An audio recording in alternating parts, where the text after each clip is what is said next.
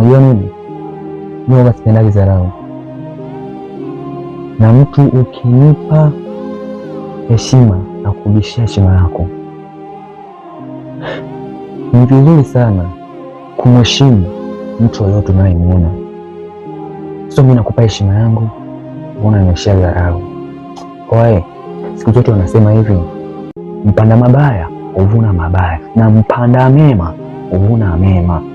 Ila sasa mimi nachokusihi tu, wewe unataka ubaya, zidisha ubaya.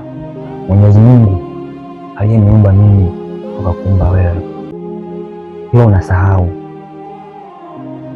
Yaani vibaya sana kukichukia kiumbe cha Mwenyezi Mungu, ni vibaya sana. Wewe unanichukia mimi, ujue aliyeniumba, na nakukumbusha tu kwamba aliyeniumba mimi akakuumba wewe. Sasa kwa nini tuchukiane? Inakuja vipi yani? Ila sikukatazi yani, sikukatazi kunichukia mimi, na vile sijui makosa yangu ya kunichukia mimi. Ninakwambia tu endelea kunichukia, usichoke.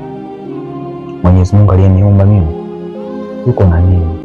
Kwa hiyo chuki zako wewe naona hazitofanikiwa, kwa sababu unayemchukia wewe aliyemuumba ndio kakuumba wewe. Kwa chuki zako wewe ni sana bure. Sio, umenielewa? Kwa hiyo chuki hazina maana. Ufanye vitu vya kueleweka, ufanye vitu vya maana. Chuki, dharau, hayo mambo yashapita na wakati. Kile kitu unachokifanya wewe mimi nakiheshimu. Sio, umenielewa? Ila kama hujanielewa, tutakutana siku nyingine. Hivyo yani.